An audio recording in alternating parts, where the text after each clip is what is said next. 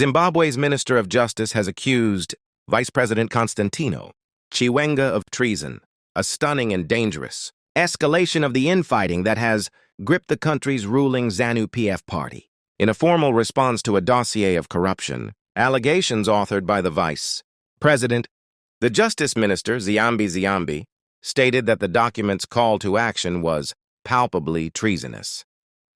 The 25-page rebuttal, presented to President Emmerson Mnangagwa and the party's Politburo, dismisses the Vice President's claims as a legally baseless and politically motivated attempt to subvert the government. The move signals a new perilous phase in the succession battle, moving beyond political rhetoric to formal accusations of crimes against the country's second-in-command. Mr. Ziyambi, in his capacity as the ZANU-PF Secretary for Legal Affairs, concluded that Mr. Chiwenga's document advocates for the unlawful removal of a constitutionally elected president.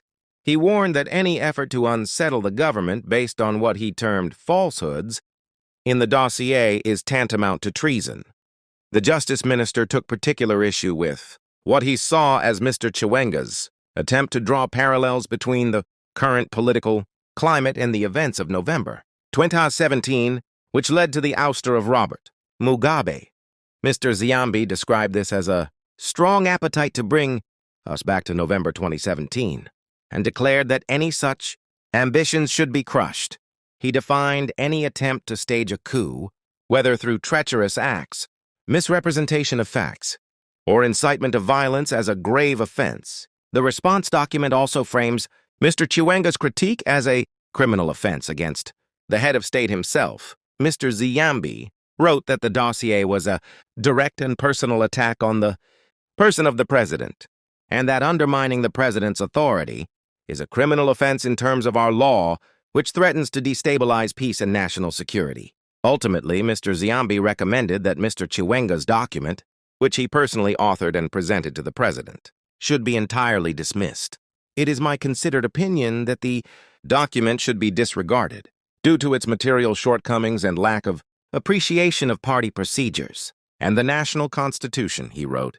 The formal branding of the Vice President's actions as treasonous by the government's chief legal architect leaves President Mnangagwa's administration at a critical juncture.